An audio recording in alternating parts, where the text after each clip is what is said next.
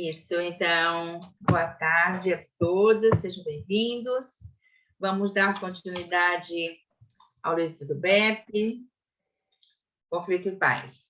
Então, no livro físico, estamos na página 50. Modos de atuação da consciência. Então, Bert descobriu, e ele traz as falas muito importantes, como atuam as consciências, né? E esse livro ele traz sucintamente e profundamente, né? Apesar de ele ter assim uma fala enxuta das consciências, mas tem um aprofundamento muito grande, para que a gente possa se familiarizar com a atuação da consciência. Ele fala da consciência pessoal, a consciência que julga o certo e errado, fala da consciência de clã, que é a consciência arcaica, consciência familiar, onde tudo que está em jogo é o pertencimento. E a consciência que não perdoa é a consciência que não suporta exclusões. E a consciência espiritual, que é a grande consciência que une a todos. Então, vamos dar essa continuidade aqui, começando pelas noções preliminares. Quem gostaria de ler? Eu poderia ler, se você... Isso, então começa, Ana. Então, tá bom. Observações preliminares. A boa consciência é a força propulsora que está por trás de quase todos os grandes conflitos. Por isso, quero esclarecer, nas 4 grandes subdivisões desse capítulo e os seus modos de atuação. Nisso, eu me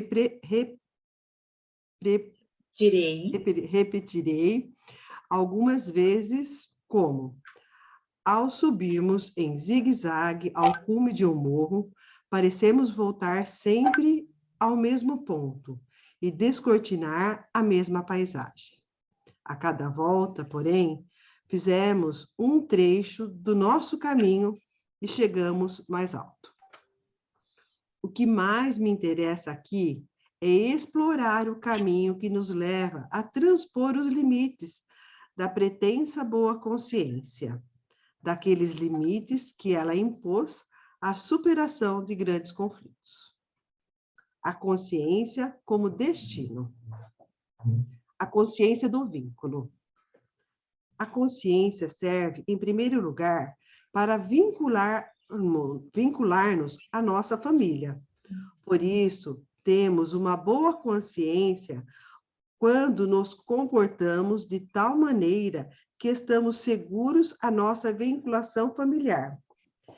E temos má consciência quando nos comportamos de tal maneira que tememos ter perdido o direito de fazer parte dela. Com a ajuda da consciência, podemos perceber exatamente o que precisamos fazer para pertencer à família e o que precisamos evitar para não perder essa condição. Essa percepção é intuitiva. Podemos compará-la ao sentido do equilíbrio físico. Quando perdemos o equilíbrio, sentimos-nos tão desconfortáveis que imediatamente corrigimos nossa posição até que o recuperemos. Algo semelhante se passa com a nossa consciência. Logo que percebemos que não estamos mais em conexão com a nossa família e que precisamos temer perder nossa vinculação a ela, temos má consciência. E esta nos é tão desagradável que mudamos o nosso comportamento para voltar a pertencer-lhe. As diversas consciências. A consciência é algo intuitivo. Pode-se ver pelo simples fato de que um cão também sente boa consciência e a má consciência, apesar de não afirmarmos que a consciência dele é a voz de Deus em sua alma. Nós costumamos dizer da nossa. A consciência não pede, a consciência não pode ser a voz de Deus em nossa alma. Caso contrário, não haveria consciências diferentes em diferentes famílias. Todo mundo sente isso quando se casa. O homem pensa que o que valia na família dele também vale para todo mundo. E a mulher pensa que o que valia na família dela também vale para todo mundo. Ambos brigam entre si como boa consciência, tentando impor ao parceiro as regras da própria família. O que acontecerá com os filhos? Quando seguirem a mãe, terá má consciência diante do seu pai. Quando seguirem o pai, terão má consciência diante da mãe. Qual é a solução nesse caso? Cada um precisa reconhecer que a família do parceiro é igualmente certa e boa. Cada um precisa ampliar a própria consciência, reconhecendo como humanamente correto e bom o que vale na família do parceiro. Enfrentando a má consciência, precisa encontrar um novo caminho para reconhecer e incorpore os valores e as experiências da família do cônjuge. Portanto, só existe progresso com uma má consciência. Quem quer permanecer inocente, permanece criança. Adultos que se tornam culpados, sem que se tornem maus. Pelo contrário, ao se tornarem culpados, tornam-se mais humanos. Sua alma se torna mais ampla e abre as diferenças. No âmbito da família, é possível lidar com isso de um modo relativamente simples. Mas como agir no caso de religiões e de culturas diferentes? Também aqui vale o mesmo princípio. Quem se desenvolve também precisa abrir em sua alma um espaço para outra religião e a outra cultura e outra língua. Com isso, porém, sente-se culpado em relação a seu próprio grupo. Assim, só pode reconciliar-se os que têm a coragem de assumir a má consciência diante do seu próprio grupo. Um marcante exemplo disso ocorreu com o presidente egípcio Sadat, quando visitou Israel. Seu próprio grupo o recebeu como um traidor, embora estivesse a serviço da paz. Por isso, o assassinaram e com boa consciência. A boa consciência é perigosa. Todos os grandes crimes são cometidos com boa consciência. Por essa razão, precisamos aprender a ir além dela. O amor maior a supera. Quem permanece inocente também permanece limitado. A consciência do equilíbrio. Esse é apenas um aspecto da consciência pessoal. Além da função de vincular-nos à família, a consciência pessoal tem uma outra função. Ela vela pelo equilíbrio entre o que se dá e o que se recebe. Quando alguém me dá alguma coisa, eu me alegro, mas também tenho má consciência, pois me sinto em dívida em relação a essa pessoa. Por isso, também lhe dou alguma coisa e volto a me sentir inocente, porque me livro da obrigação. Se gosto dessa pessoa, dou a ela um pouco mais do que recebi. Com isso, ela se sente em dívida comigo. Como também me ama, ela também retribui com um pouco mais. Então, eu me sinto novamente em dívida com ela. E porque a amo, também lhe retribuo um pouco mais. Assim, em função da necessidade do equilíbrio, cresce o intercâmbio entre as pessoas que se amam. Essa é uma bela função da consciência pessoal, que, de certo modo, força a compreensão e aumenta o intercâmbio do bem. O mesmo acontece, porém, quando alguém me faz algo de mal. Então, também quero retribuir, pois sinto a necessidade da recompensa. Se eu nada fizer contra essa pessoa, coloco em risco nossa relação, pois ela espera que eu lhe retribua na mesma moeda. Assim, ela fica aliviada quando lhe retribuo essa medida. Porém, muitos não retribuem o mal ao outro na mesma medida, mas um pouco acrescido. Se ele lhes retribuir também aumentando a dose, eles se vingam como um mal ainda maior. Assim, vai crescendo entre eles o intercâmbio do mal. Nas relações políticas, vemos numerosos exemplos disso. Como se sai desse vínculo vicioso? De um lado, é preciso vingar-se, pois quem fica apenas na bondade destrói os relacionamentos.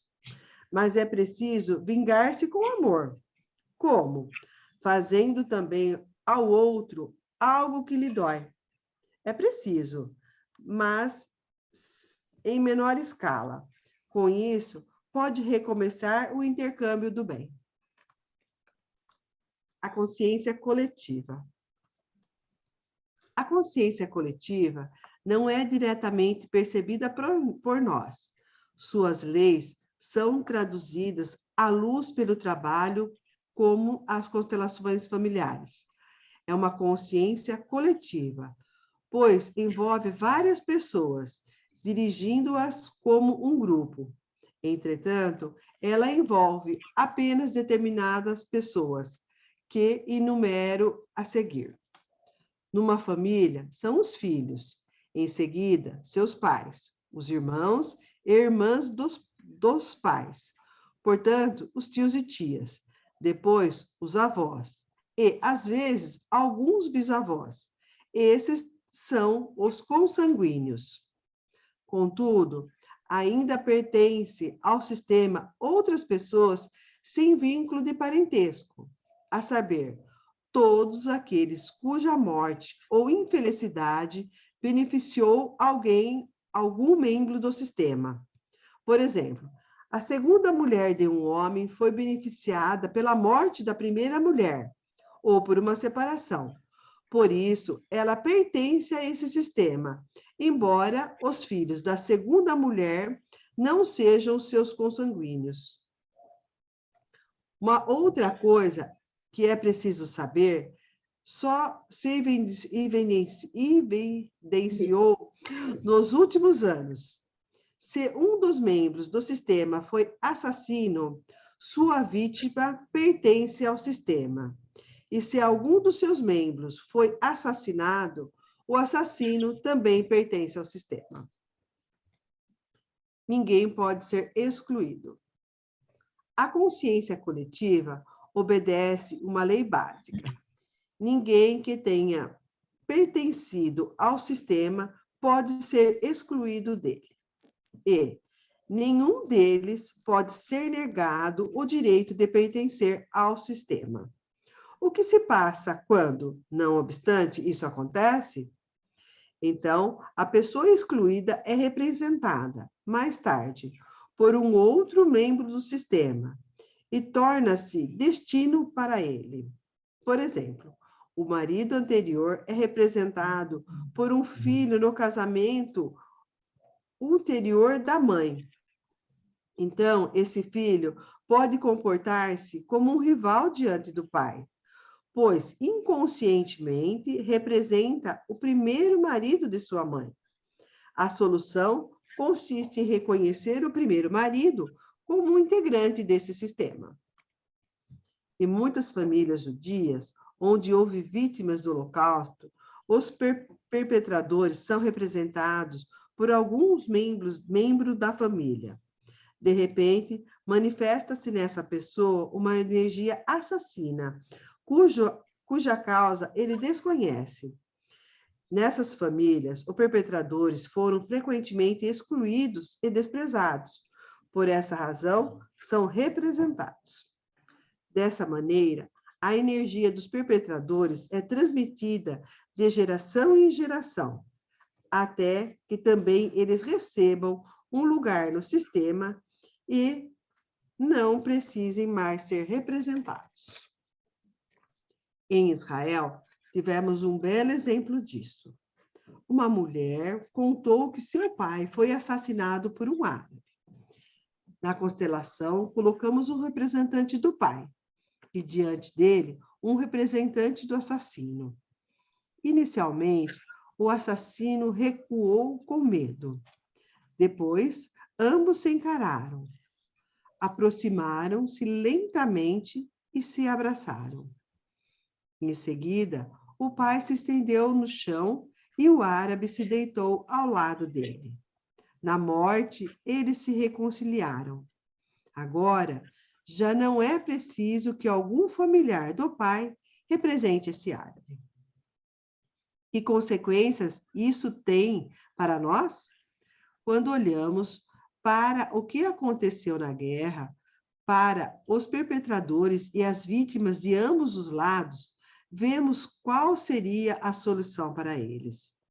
Precisamos respeitar a todos como tendo igual direito de pertencer, de dar a todos um lugar no meio de nós.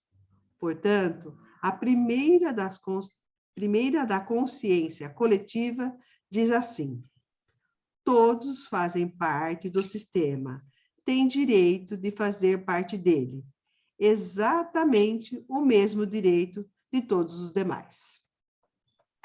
Continua, Maria? Sim, sim. Tá. A moral. Muitas pessoas dizem, eu sou melhor, ou eu sou bom e o outro é mau. O que significa isso na prática? Quem se considera melhor afirma, tenho mais direito de pertencer do que você. Você tem menos direito de pertencer do que eu. Ou até mesmo, você não tem direito de pertencer. Isso é o que se chama moral. Eles estão na raiz de todos os grandes conflitos. A precedência dos mais antigos. A primeira lei da consciência coletiva afirma que ninguém pode ser excluído. Existe uma segunda lei importante na esfera da influência dessa consciência coletiva.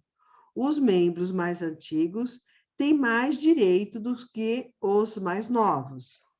E os mais novos não podem imiscuir-se nos assuntos do mais antigo. Em todas as estratégias, presenciamos a mesma dinâmica. Um membro mais novo se atreve a fazer algo em lugar de um mais antigo. Por exemplo, vingá-lo. Em tragédias, tem sempre o mesmo desfecho, todos morrem. Toda tentativa de um membro mais novo de imiscuir-se nos assuntos de um mais antigo termina em fracasso ou em ruína. A solução é respeitosamente A solução é que respeitosamente nos afastemos dos mais antigos, de sua culpa e do seu destino, deixando que o conflito fique em seu devido lugar. O fim das tragédias. Todas as transgressões de consciência coletiva são cometidas como boa consciência, e ela se deve ao herói trágico da perdição. A consciência coletiva atua como muito mais força que a consciência pessoal. Assim, só existe solução para os envolvimentos trágicos quando pretenso herói se recolhe humildemente, sentindo ser o menor e conseguir resistir à sua boa consciência. Como é possível alcançar isso? Quando, no lugar de seguir a consciência pessoal, olhamos para aquilo que é conveniente e possível à consciência coletiva, ponderando sobriamente os efeitos de ambos os comportamentos. Talvez possamos evitar as tragédias. Ok, vamos parar aqui. Eu acho que vamos ficar somente aqui. Esse conteúdo é muito importante para que a gente possa entender os dramas, as tragédias e os conflitos, né? Que existem, que foram produzidos ou que nós produzimos. Quando ele traz uma fala, quando ele traz a moral, ele coloca assim: quem se considera melhor, afirma, tenho mais direito a pertencer que você. Isso não necessariamente precisa ser dito, mas quando isso é sentido, causa o mesmo efeito. Você tem menos direito de pertencer do que eu. Ou mesmo, você não tem direito de pertencer. Então, quando ele traz aqui essa questão da consciência coletiva, né? E vamos entrar depois na consciência e a alma, como é que isso se comporta. Mas, quando estamos aqui olhando essa moral, ou seja, quando eu trago uma fala, um sentimento dentro de mim, de exclusão de alguém da minha família, geralmente por ser diferente, ou por pensar diferente, ou por trazer comportamentos diferentes, trazer comportamentos difíceis, eu lanço mão de um sentimento. O fato de eu sentir e excluir, eu já causo um dano a essa alma familiar. Então, o que é que o Bert traz isso quando ele fala assim, conflito e paz? Aonde é que ele aponta para a solução? Porque, olha, a palavra que ele mais repetiu aqui foi solução. Aonde está a solução? Aonde está a força? Aonde está o intercâmbio? Aonde está, de fato, a inclusão? Né? Porque quando a gente olha quem são os membros da família, ele traz exatamente, ele separa, né? Quem são os membros da família? Os filhos, os pais, os irmãos, irmãos e irmãs dos pais, portanto, os tios e tias, depois os avós, e às vezes algum bisavô. E também todos aqueles que cederam lugar. Então, se você tem alguém na sua família que cedeu o lugar, então esse também pertence à família. Então, se nós entramos com um sentimento de separação dos que estão, dos que não são, dos que entram, dos que têm que estar fora, daqueles que são bons, daqueles que são maus. Então, qualquer movimento que você faça, você vai causar um dano à alma da família. Porque existe algo que o Shedrack traz, que é essa questão dos padrões, né? Os padrões de comportamento. Os padrões que se repetem. Se a gente vai para a terapia sistêmica ou para a junguiana, a gente vê que também eles falam do padrão que se repete, né? Então, todo o processo psicoterapêutico, a gente também trabalha dos padrões que se repetem, os padrões geralmente são os padrões transgeracionais, ou seja, os padrões que estão sendo repetidos na família. Quando esses padrões são repetidos, também a gente vai para a compreensão da consciência. Estou agora na consciência coletiva, ok? Depois eu volto para a consciência pessoal. Mas o que é a consciência coletiva sente que ali existe uma exclusão? E o que é que faz já que a consciência coletiva não suporta exclusões, ele escolhe alguém, aleatoriamente, para representar essa exclusão. E aí nós temos os comportamentos difíceis, nós temos as doenças, às vezes crônicas, às vezes temos as mortes prematuras, e uma infinidade de outros comportamentos que aparecem em decorrente das exclusões. Tá?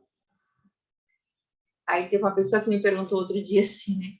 Ah, mas como é que fulano já se exclui antes mesmo da gente excluir, né? Existe algo que também atua sobre essa pessoa, porque no nível da consciência de clã, o que é que nos norteia, além do que eu já enumerei antes, né? Doenças, mortes, sensações difíceis, sensações de incômodo, que existe ali algo que está sendo revelado pela consciência do clã. Essa consciência do clã, ela traz a nível dos comportamentos, seja comportamentos psicológicos, seja comportamentos e atitudes, seja de comportamentos doentios, psicóticos, seja de comportamentos de doenças físicas, comportamentos, né? Então, ali está sendo revelado algo da consciência do clã. Ok. Então, assim, quando ele traz, assim, até os assassinos e as pessoas que estão fora, que cederam o lugar para outros, então, quando há uma exclusão, o que é que o sistema faz por compensação?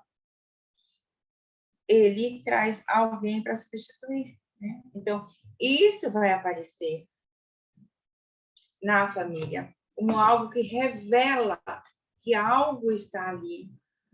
E quando esse algo não foi visto, não foi considerado, não foi respeitado, então isso aparece em forma de sintoma.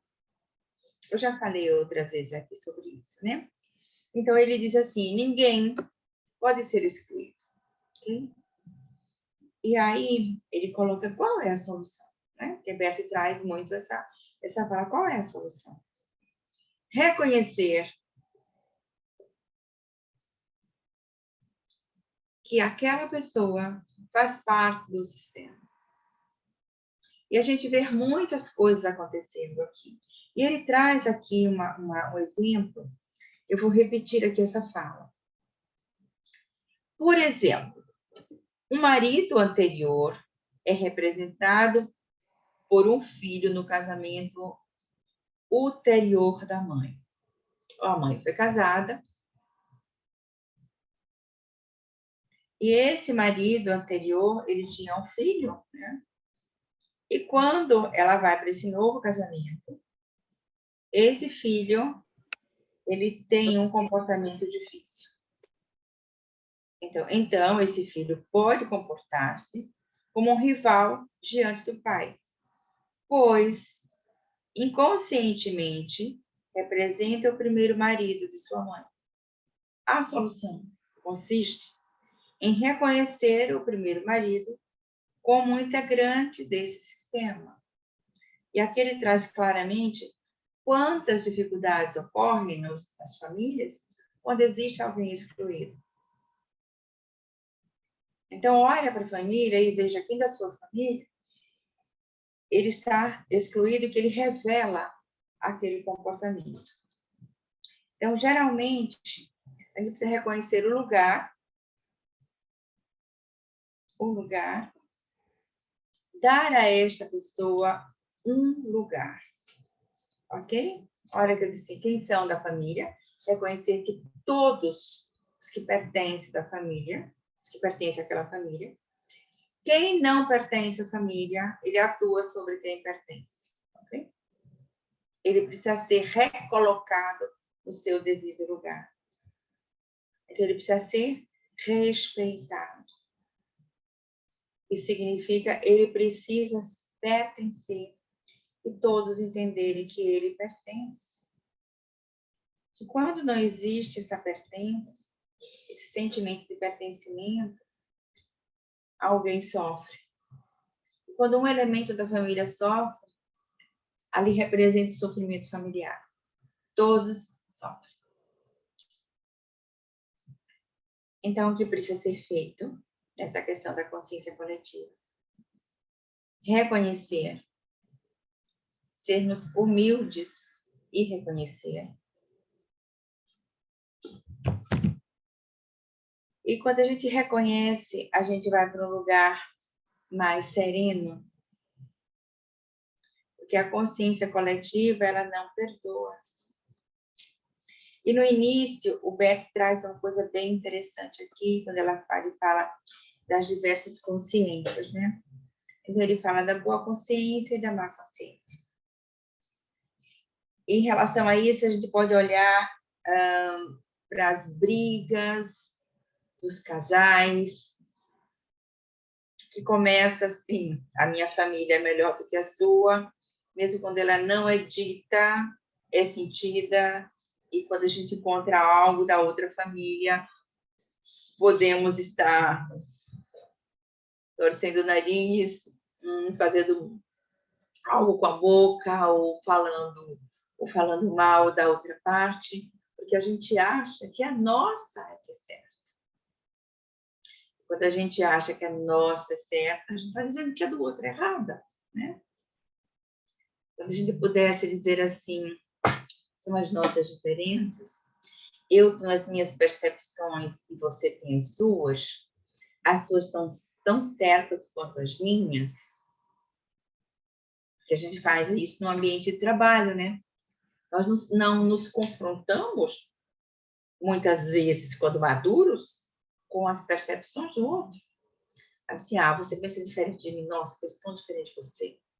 Quando isso acontece, e a gente assume essa postura de reconhecer essas diferenças, e ao mesmo tempo de respeitar, de dar um lugar a essa diferença, nós passamos a não criar mais danos. O que faz com que a gente levante essa bandeira do certo é a boa consciência. Mas quando eu digo assim, não, a sua família está certa, tanto quanto a minha, eu estou usando da má consciência. Ok? A má consciência está dizendo isso. O outro também está certo. E para isso, há que ter muita maturidade. Quando a gente ainda está achando, levantando bandeiras, que somente o nosso lado está correto, e somente a nossa religião é a certa, e somente o nosso grupo é o certo, e somente a minha linhagem, a minha corrente psicológica é a certa, e a gente não se abre para ter uma visão ampla e observar todas as benesses que existem dos dois lados, a gente começa a fazer segmentações, né? O que presta, o que não presta, o que presta, o que não presta, né? O que é bom, o que é maravilhoso, o que não é. Então, assim, claro que a gente está aqui para crescer e desenvolver.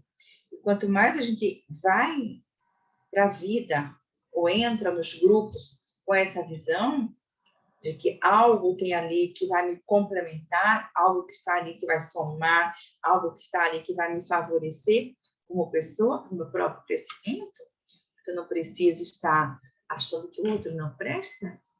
Então, eu estou crescendo e eu estou evoluindo. E claro que, às vezes, a gente se pega nos deparando, né, com aquilo que nos choca, que diz, opa, o que é isso aí? E terminamos dizendo, isso eu não faria de jeito nenhum. E aí eu posso dizer, né, algo que o Beto sempre dizia, na pele dele, não sei se você faria diferente. Assim, esse é um grande salto para que a gente possa perceber aonde está o progresso. Ele coloca aqui, né? Portanto, só existe progresso com má consciência. Porque ele sai do que é muito certinho, que a gente aprendeu daquele formato, e se abre, porque a gente pode, nesse momento, expandir a nossa consciência e fazer com que outros possam pensar de uma forma mais abrangente. Eu queria ouvir vocês agora, nesse tempinho que nos... Vou dar agora mais 5 minutinhos para a gente poder trazer alguma pergunta e fazer alguma reflexão.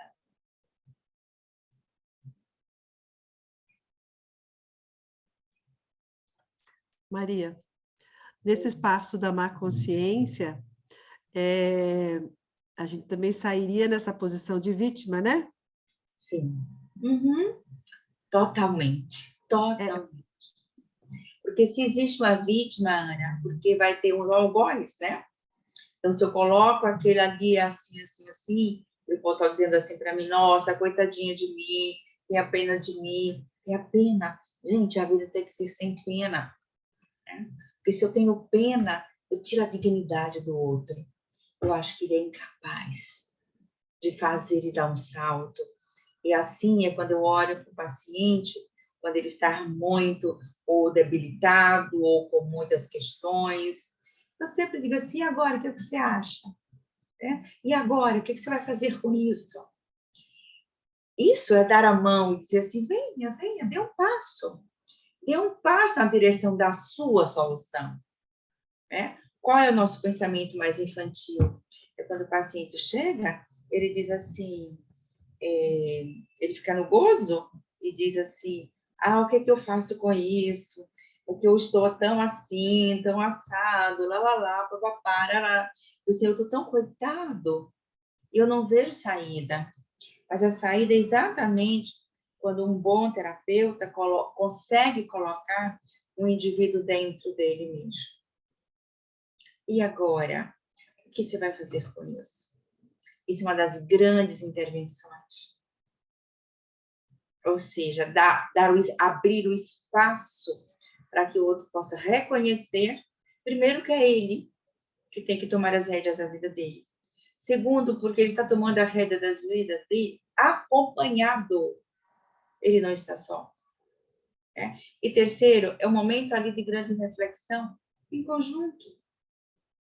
Né? E sair desse lugar vitimado, porque a vítima, ela não pergunta de si, para si, o que posso fazer? Ela simplesmente diz assim, e você? O que é que você vai fazer comigo?